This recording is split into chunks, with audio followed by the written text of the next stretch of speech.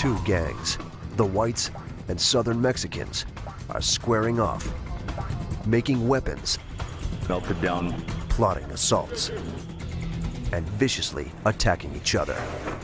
The officers struggle to keep them under control. Open cell 217! Open cell 217! But this prison is dangerously overcrowded. 120 violent criminals live in one room without a single cell wall to separate them. Oh man, this place is messed up, man. In the brewing race war, this could be ground zero. Welcome to Salinas Valley State Prison.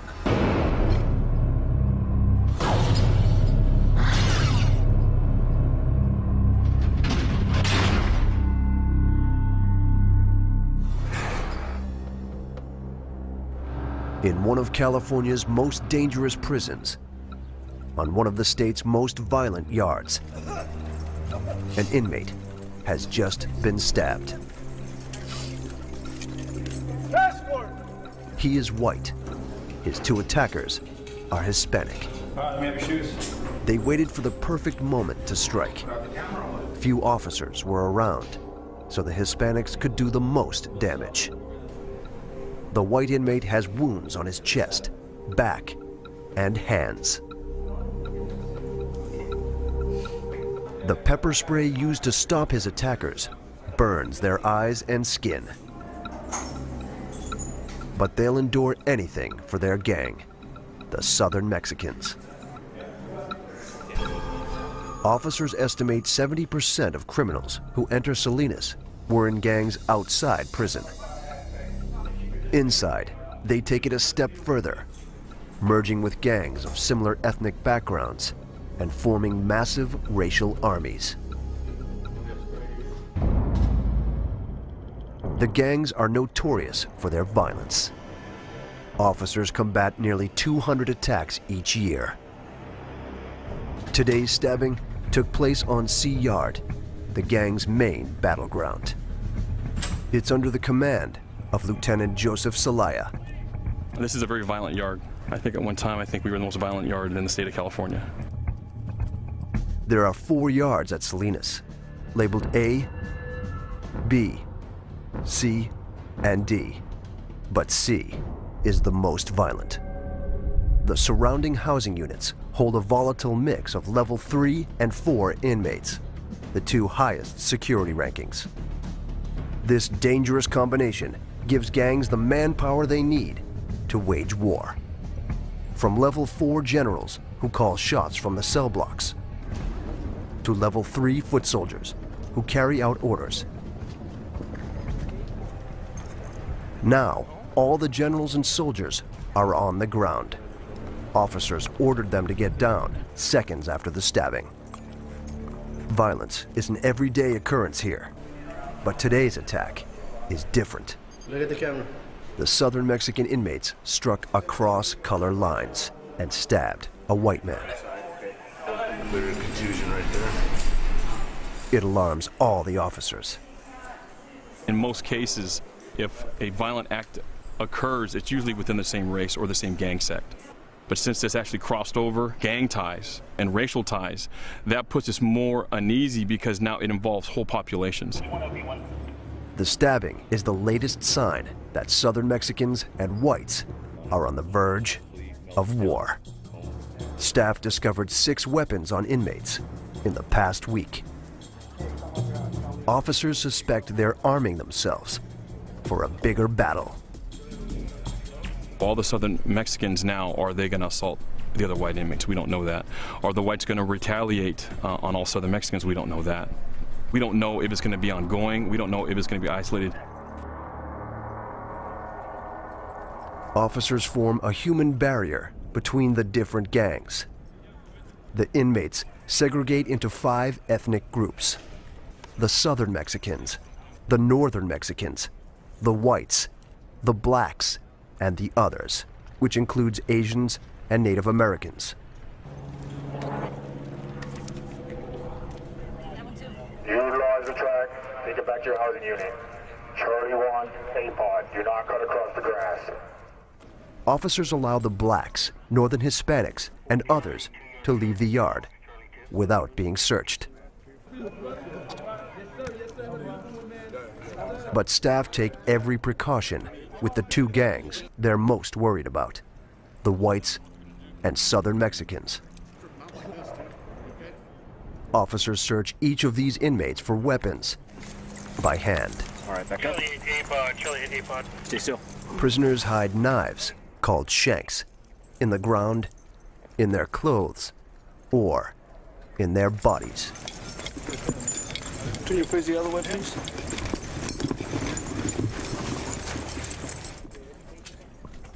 Officers handcuff all 130 inmates, then physically escort each one to his housing unit.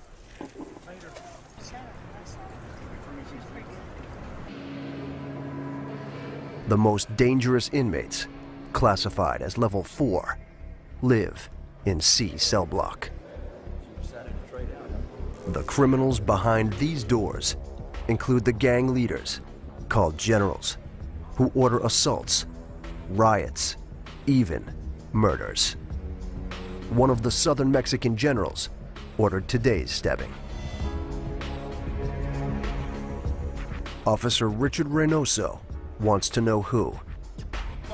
If he can figure out which major players are involved in the brewing war, he may be able to stop the next battle. The key to everyone's safety will be keeping the whites and Southern Mexicans under control. The biggest fear would be assaults on staff.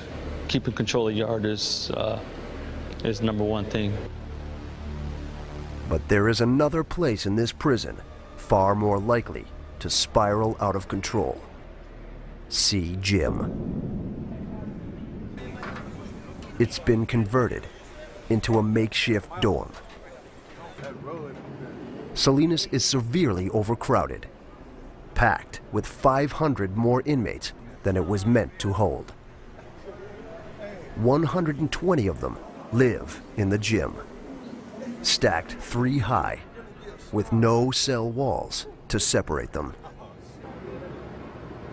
The crowded conditions increase tension between the groups, and their numbers are far from equal. The Southern Mexicans dominate with 63 inmates. There are 20 Northern Hispanics, 13 blacks, 14 others, and only 9 whites. The only thing that separates them are the gang and racial lines they draw. It's all really race. Everything is about race. We try to make sure, we stay together. Anything can happen at any given time. These inmates join gangs for protection.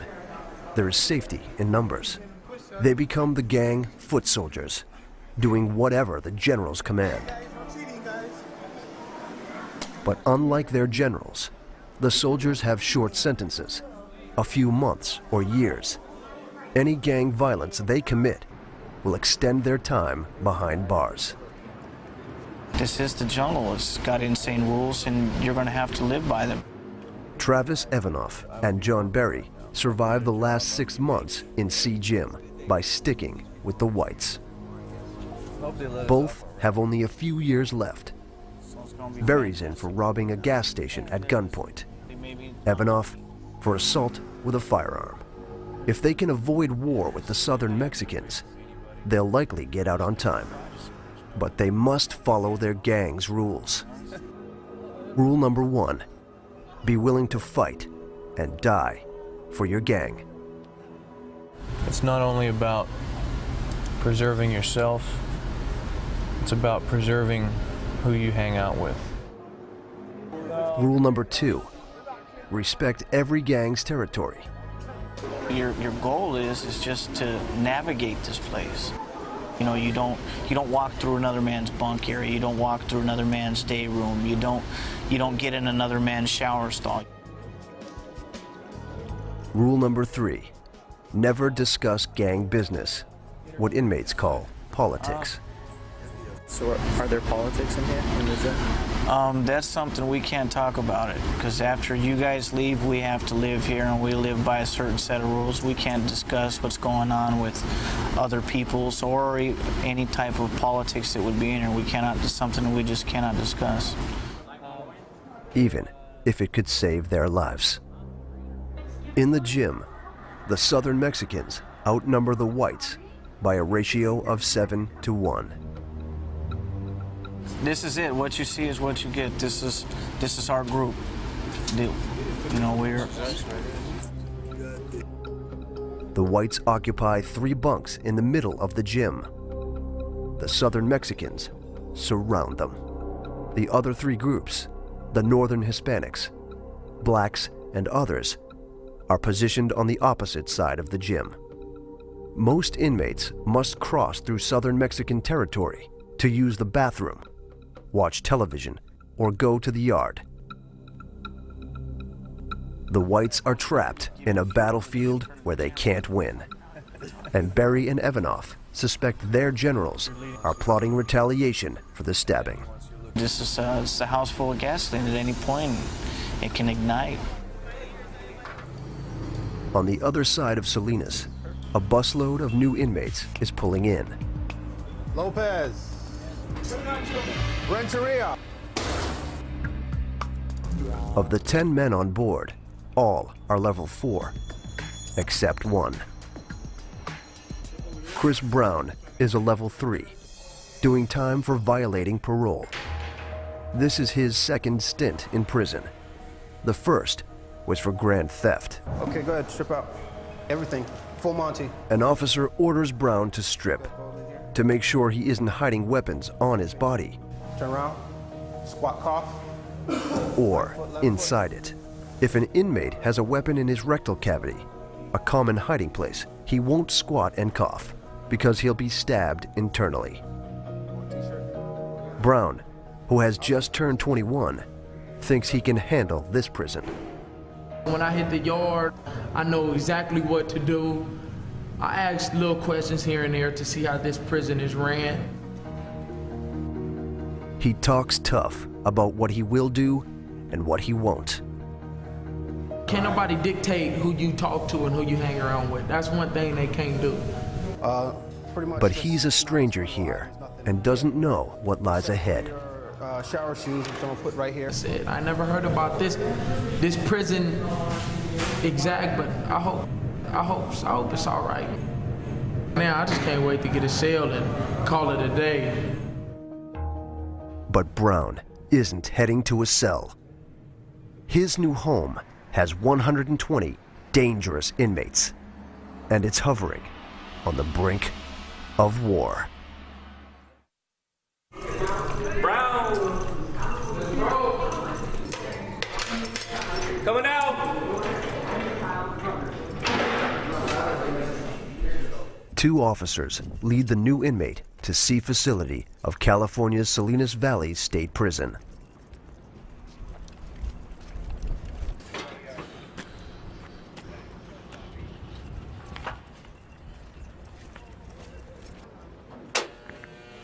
Behind these walls, a race war between the Southern Mexicans and whites is reaching a breaking point.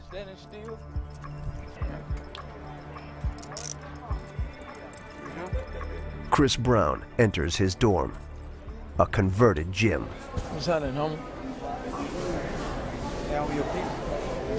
Okay, cool. Brown's white jumpsuit broadcasts that he's new. Hey, I just came to visit, that's it, homie. He scans the sea of faces for one thing: other blacks. Hey, where my people at, man? He knows that the safest place for him is with his own race. Straight this way.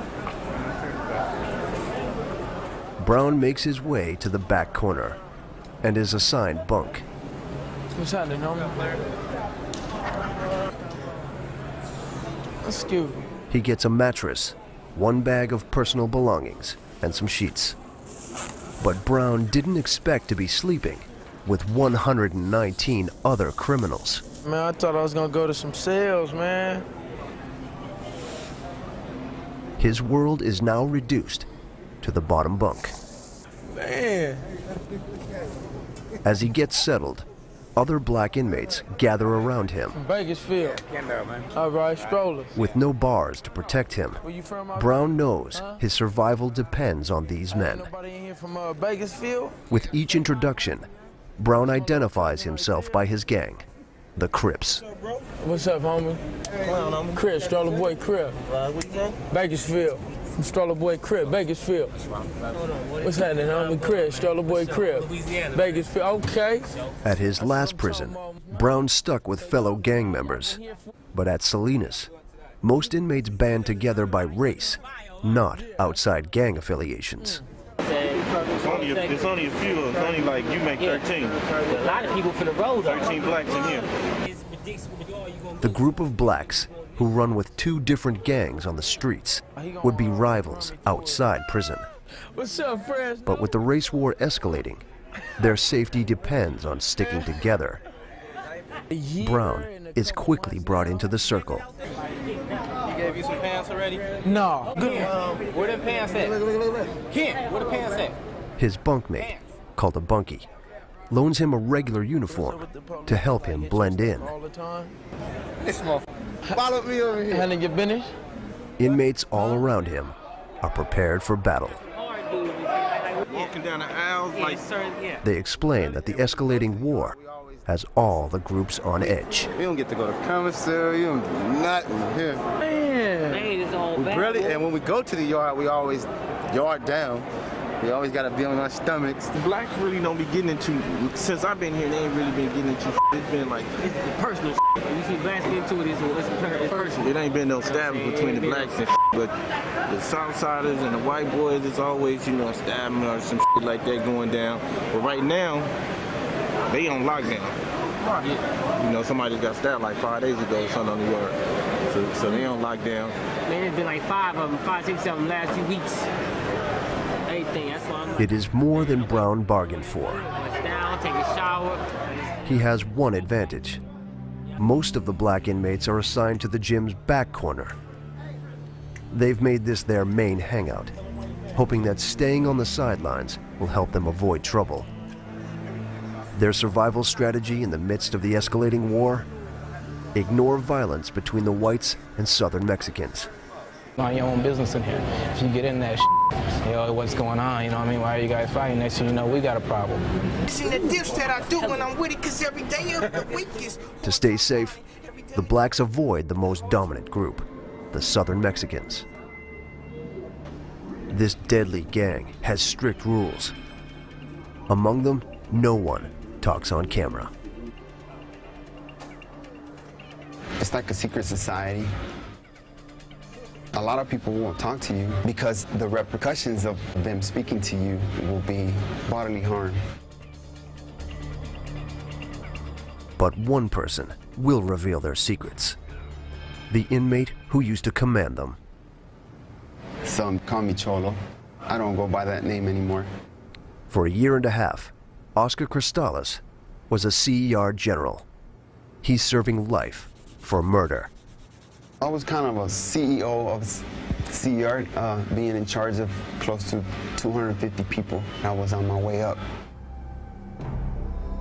With each year behind bars, he rose in rank, fighting his way to the top with stabbings and assaults. But when Southern Mexican leaders told him to have his middle school teacher killed, Cristales refused. The Southern Mexicans now have a hit out on him. I was blinded, and it took me many years to see that. Now he lives in protective custody, away from the gang life he knows so well.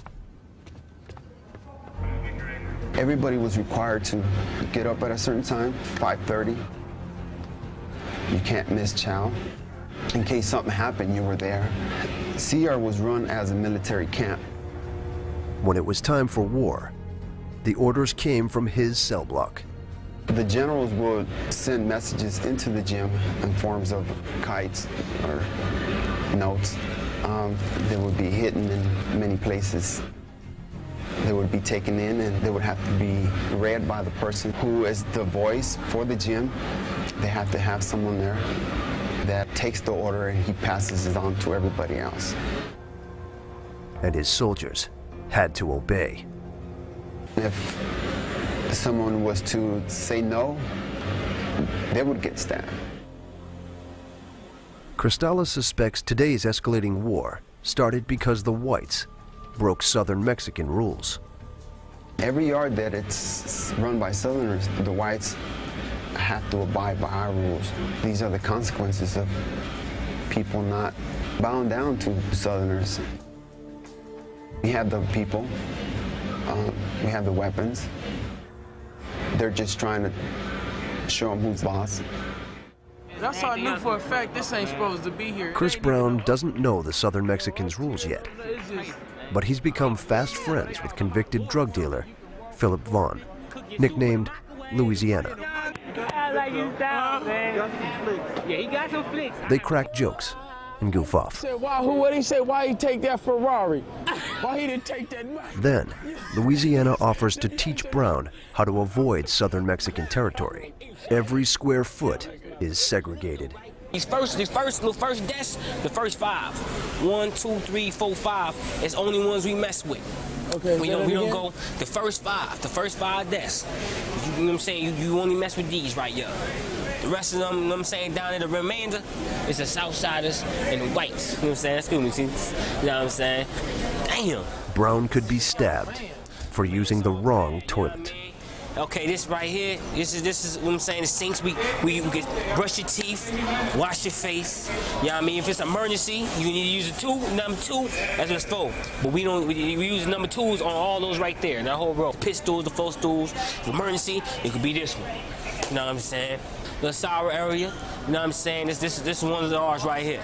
This one's right here. The other one up there is for the Southerners and whites, but this is ours right here. This one, if nobody's in line for that one, we can use that one.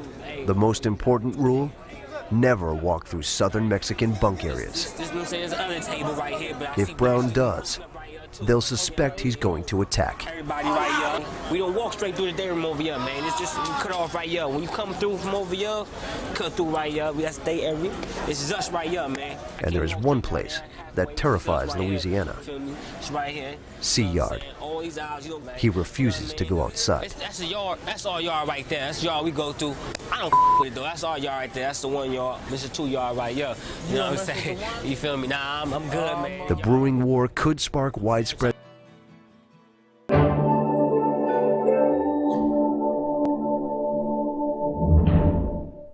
violence on the yard, forcing Louisiana to fight.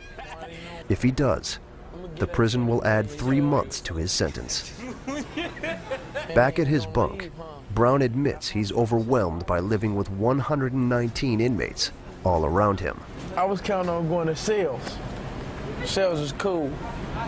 Ain't gotta, you know, mess with different folks. You know, just one person.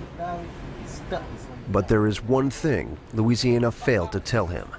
Brown has to be careful within his own race as well. Like all gangs, the black inmates have a hierarchy, and Louisiana is near the bottom. Brown's bunkmate, Tico Mack, who goes by Holiday, is at the top, and he doesn't approve of Brown's new friend. Hey, you got your little buddy now. He gonna pretty much follow you anywhere you stuck. I try to warn you. Hey, I'm gonna tell you something like this, my guy. I know how to get rid of him, because I'm already knowing who's solid and who, you know what I mean? I'm gonna get at you, though, about that situation. You know him? Huh? You know him? Who? Dude. No. But I'm gonna let you know, you know. Best friends. Uh-huh. I thought y'all was best friends. Oh, no, we just chopping it. You know, I gotta meet Holiday, folks, you know what I mean? who's serving 7 years for armed assault, lets Brown know he has ways of getting rid of black inmates he doesn't like. You notice my other bunkie is gone, right? Huh? You guys notice he's missing. He's in the hole now for nothing. Oh, man, this place is messed up, man.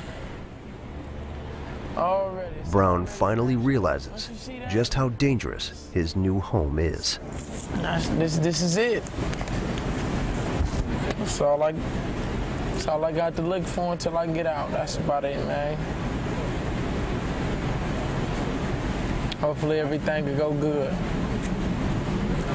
Hopefully. Outside C Gym, the yard is empty. The inmates are kept inside for 3 days. The whites and Southern Mexicans are peaceful. So on the 4th day, the prison allows inmates back outside. But as they head out, an alarm shrieks. It's coming from C facility.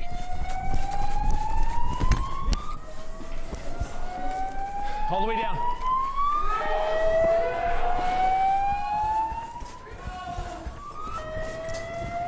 California's Salinas Valley State Prison is under a Code 2 emergency, their second highest state of alert. Officers rush to C Block, but when they get there, it's over. 2 whites jumped 2 Southern Mexicans on the walkway outside their cells. They struck as soon as the cell doors opened, as the inmates walked to C Yard. It was the whites' best chance to retaliate for last week's stabbing.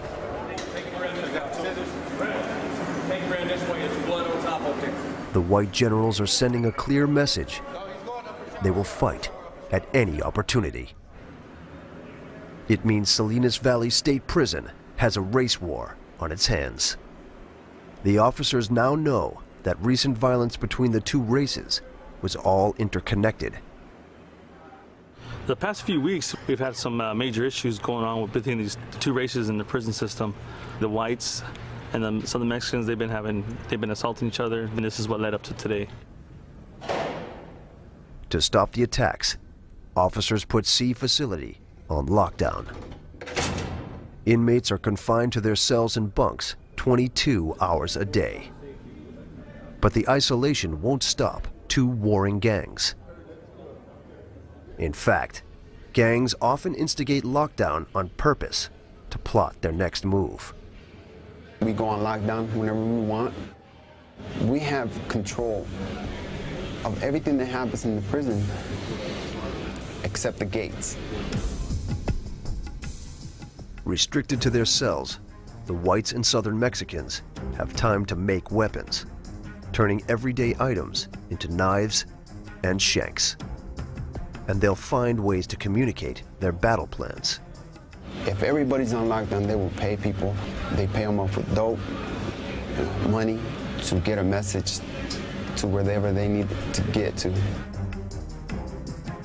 All the foot soldiers can do is wait for orders. Prison is just, it's 2 things. It's boring and it's terrifying.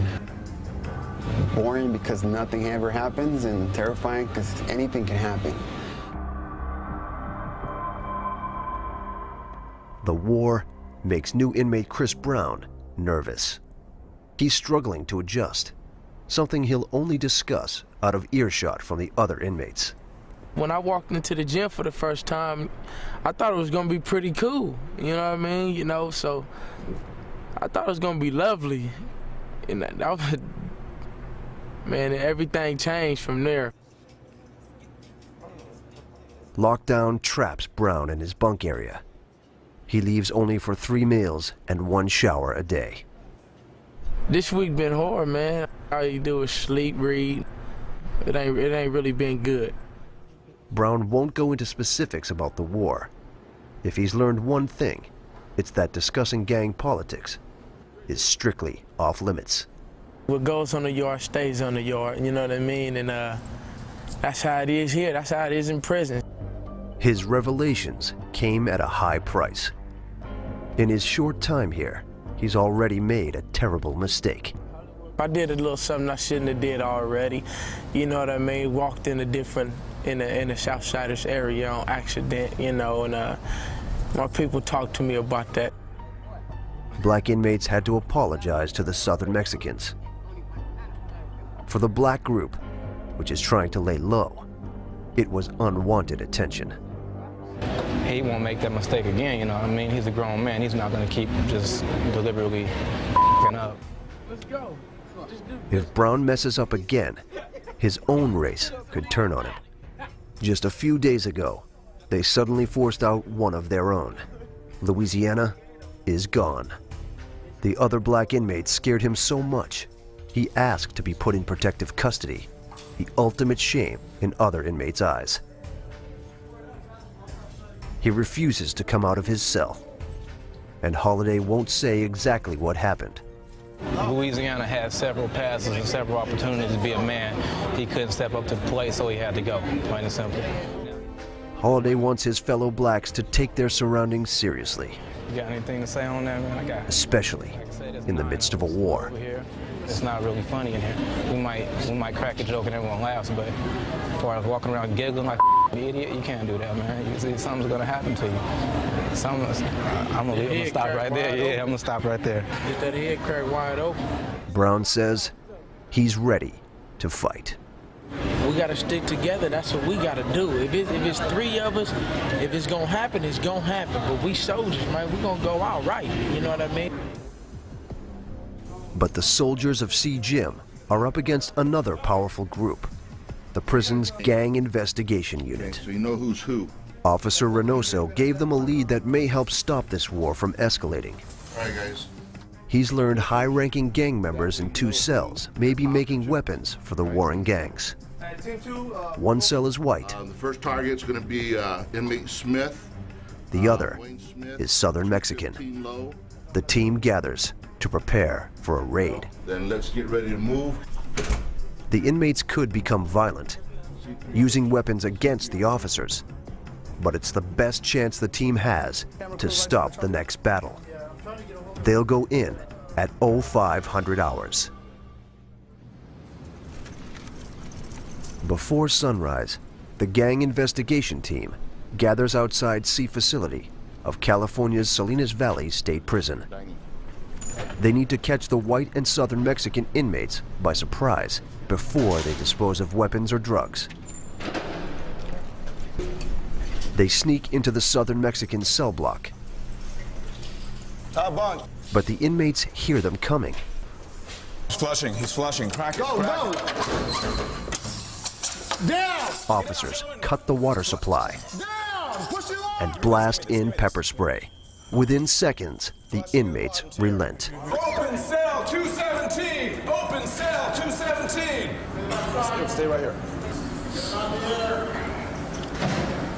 You do one at a time. Okay. You search the other tier. Officer Lisa Zoracek investigates the toilet where the inmates were trying to ditch contraband. The item could be written gang orders, a weapon, or drugs. There's only one way to find out. What appears to be something wrapped with either white string or white paper, so not exactly sure what it is. It feels hard, like it's metal. Oh yeah, sure enough. It's a weapon, wrapped in paper. The inmates sharpened it on the cell wall, evident from scratch marks. Could do some serious bodily damage, can even kill somebody. And that's not all she finds. You can tell that they got started on trying to dig. The Southern Mexicans carved out the wall to make a hiding place for weapons or drugs. But the officers stopped them before they could fill it in with a paste made of soap. The white gang cell is next. Do it now! The team catches inmate Wayne Smith and his cellmate completely off guard. They have no choice but to follow orders. Gang unit officers Stacy Henley and Paul Rivera turn the cell inside out.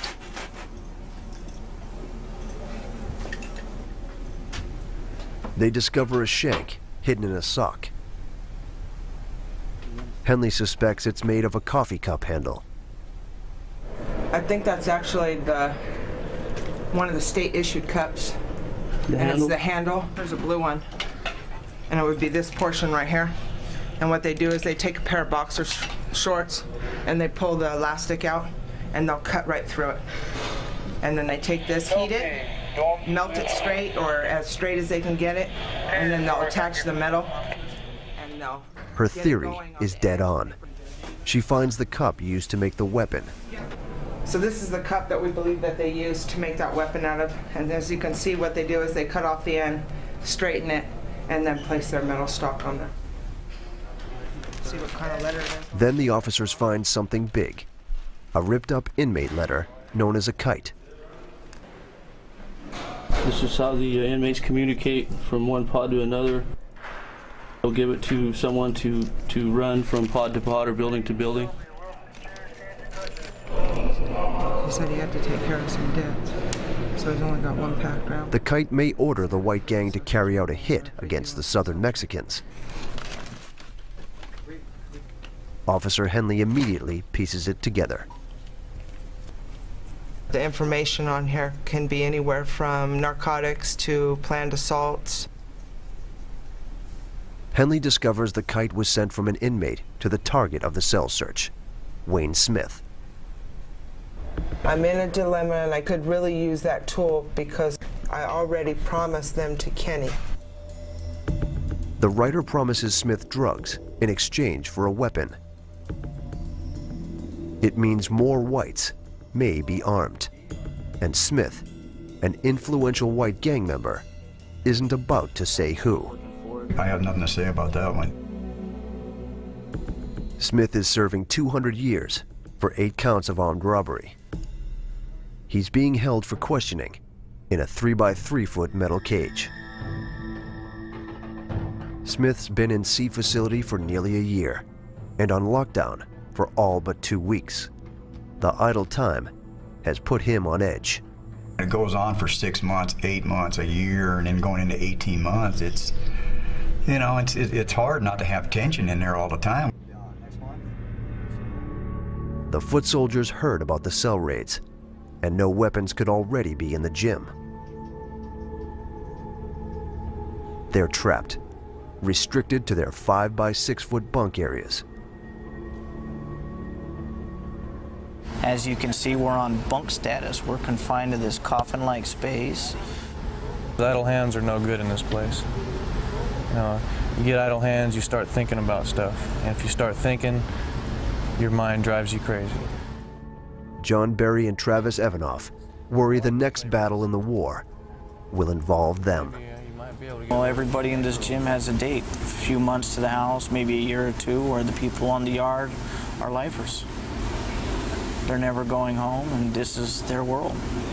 This isn't our world, we're just visitors.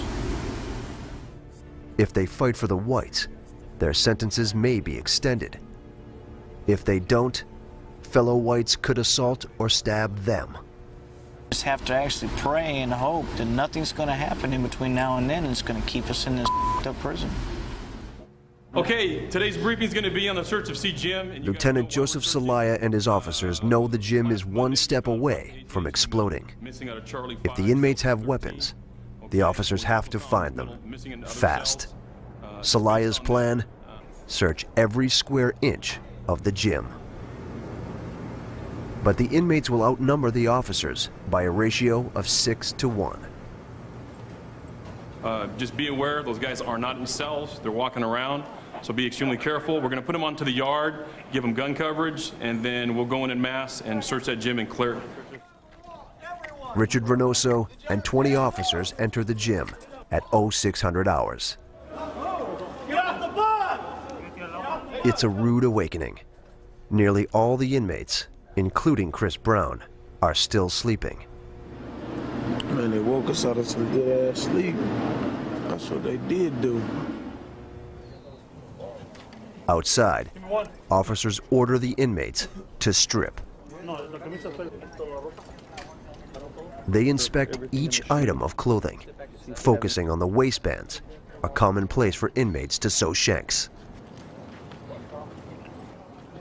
Then, officers wave a metal detector over their stomachs and lower backs to see if they've inserted weapons into their rectal cavities. Go into your clothes and get dressed. Staff clear all 120 inmates and line them up. They'll be here for the next 2 hours.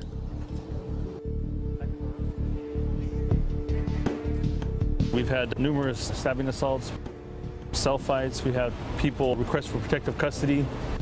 And when they protected custody, they gave up information where weapons were stored. So that's part of the reason why we did searches of the gym. The officers hit pay dirt. They discover 3 shanks made of a toothbrush, a coffee mug, and broken bunk parts. Any of them could kill an inmate or an officer. It appears Brown's initiation is complete. He now understands Salinas Valley State Prison and their strategy to survive. But tonight, all the inmates may be sucked into the race war because the battle is about to begin. As night falls at California's Salinas Valley State Prison, the gym is seemingly normal, with inmates reading, listening to music, and watching television. But that ends as soon as our cameras leave. At exactly 8 o'clock, as 4 whites gather for the season premiere of their favorite show, Prison Break, 20 Southern Mexicans emerge from the bunk areas and attack. Other white inmates see the riot and rush to help. But they manage only a few punches before they're knocked unconscious. The Southern Mexicans are armed with crude shanks and batteries they swing in socks. Now, the whites' bunks are stripped bare. For their own safety, they're in administrative segregation, known as the Hole. This is Salinas Valley's most secure unit, where inmates are locked in their cells 23 hours a day. The whites wear handcuffs wherever they go and are only allowed to talk to us from inside metal cages. John Berry remembers only bits and pieces of the riot. I heard fist cracking.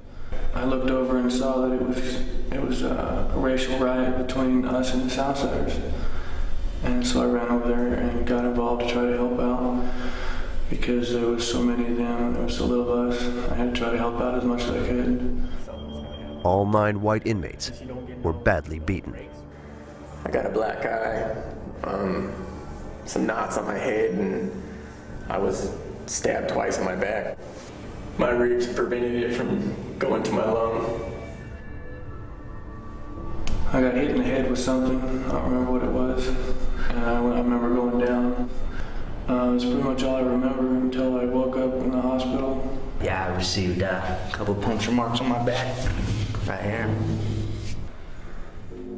The riot scared Travis Evanoff so much, he'll no longer appear on camera. Officers suspect Southern Mexican generals gave the order to strike through a kite. They believe a cafeteria worker passed it to the Sea Gym soldiers just a few hours before the riot. It only lasted about 2 minutes, but 2 minutes can seem like forever when you're getting hit. Though violent, the riot was brief. Officers think the Southern Mexicans planned it that way. They attacked near the main door, knowing staff could respond quickly before more Southern Mexicans had to get involved. The Southern Mexicans lost only a third of their gang to the Hole, maintaining their majority and ousting the whites. I'm not thinking that any one of us was a target. I think it was just get rid of the white guys, pretty much. Berry says the whites had to defend themselves. I don't deal with stuff unless it's absolutely I have to. I've been down 6 years and this is my first violence.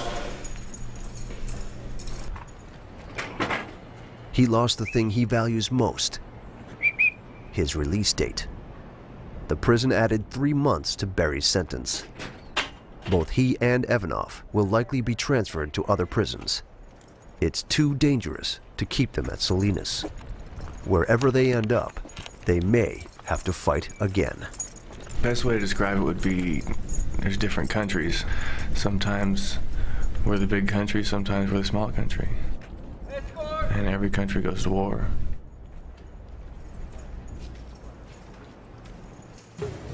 In the gym, the black gang's strategy of laying low paid off. They managed to stay safely on the sidelines. We're over here, pretty much spectators of the whole event. The white guys are gone now. It's probably for their best, for their safety right now, man. They can't be in here, dude. While that going on, it's not gonna stop. So either get them out of here or send notices to their families, you know what I mean? Because they're gonna get buried, man. For Chris Brown, the riot was another eye-opening experience about just where he lives and whom he lives with. For now, he knows how to navigate this minefield. I only got 4 months left. I can make it out of here. I can go home. The riot proves to officers this war is just beginning. The gang generals are now willing to call up entire armies. In this overcrowded tinderbox, a spark has flared into a flame. All staff can do now is attempt to control the violence. They'll keep searching. We'll never stop searching. We search every day. We'll never stop searching. The generals will keep plotting. Well, how big it is, I don't know, but it's brewing. The whites are not gonna stand down, and Southerners are gonna keep doing it. So it's just the beginning. And the soldiers will keep fighting. Just like in a war, there's a general commanding the troops. That's the way it works. Because the violence will never end. In the war zone, that is Salinas Valley State Prison.